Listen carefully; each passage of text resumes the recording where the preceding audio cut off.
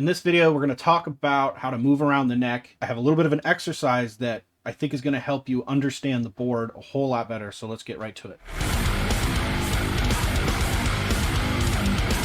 All right, let's say that for this instance, we're in the key of E major, right? We should know by now, if you haven't seen those videos, check them out.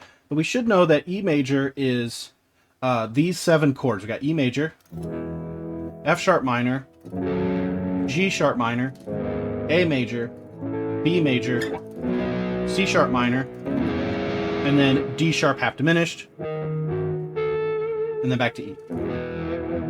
And that's not super important in the sense of, like, I'm not caring so much about the key itself right now, but more, those are the notes: E, F sharp, G, A, E, F sharp, G sharp, A, B, C sharp, D sharp, E. And if we put on a backing track, you know, you see a lot of guys that'll just start jamming, and we start a lot of times in E major. We could play the major scale.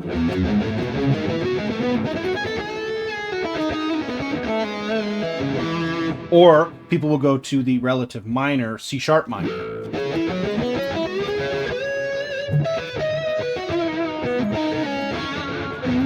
And those are all fine, but we kind of get stuck in these 2 zones or something. You know, it's like pentatonic, then this, and then pentatonic, and then maybe the second box of pentatonic, and then back to pentatonic. You move over here and you're like, oh crap, I don't know what I'm doing.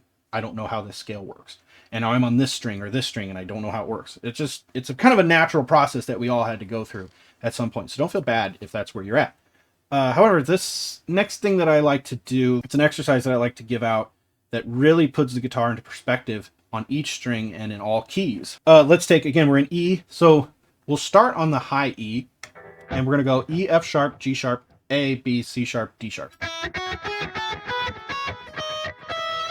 And then you can do it in the octave. And I like using E for this example because you can do the whole neck. You know what I mean?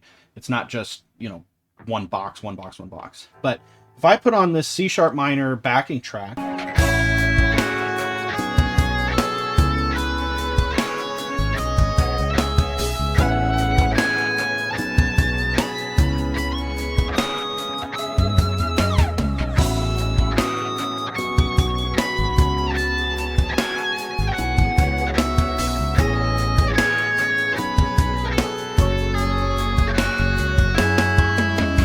what that does is it gives us the E major scale all the way up the neck, which is also, if you start here on the 9th fret, it'd be C sharp minor.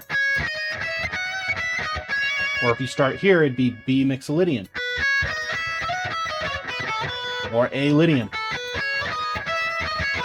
Whatever, because all of those modes are in the same key of E major, right? They're all from that parent key. This kind of breaks us out of thinking that way, which I like sometimes, because again, we'll get into this zone of, like, you know, we have to play everything very choppy.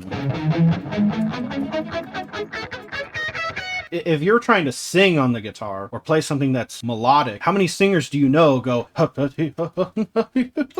nobody? Okay, that's dumb. You have one vocal line, right? That's why, like, singers and stuff, like, you can only sing one line at a time, you know? You can only do a melody. If we can think of the guitar as one vocal line, one string, we can get a lot of really cool phrases out of it, because you got your bends and your slides, you can tap, there's all the techniques you can wrap into one. Let's give that a try really quick.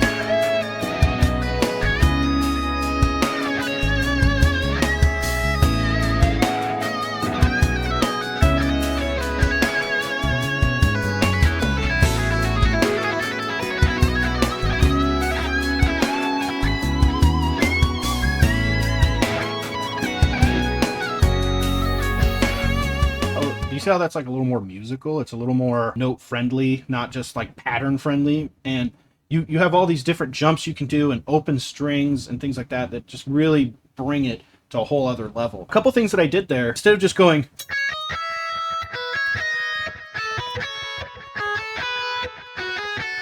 right, I'll think to myself, like, I'm going to go from 9, 10, 12, but I'm going to bend, or I'm sorry, 9, 11, 12, and I'm going to bend and then give it a little vibrato. And then slide into that note. That is a really cool way to just have these notes instead of just going. Right? I can go. And then add a little bit of like a vibrato from the whammy bar if you have one. There's so many different ways that you can do this.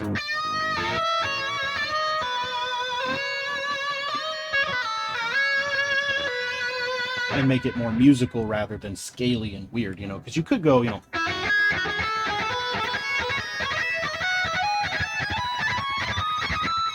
which is fine.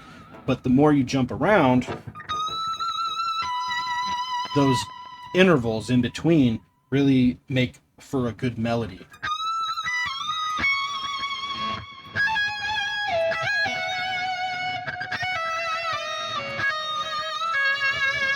So that's like step one. Step one is putting it onto one string, moving it around in that key, whatever key it is. This is E major for now. And we're going to stick with that throughout this kind of series, just so you can have the whole neck to your advantage, right? Because you can pull off to the open.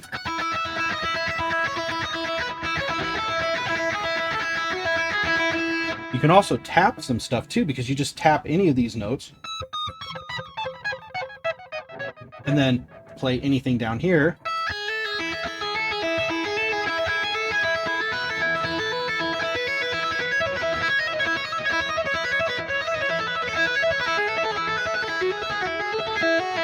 Tap anything else up here.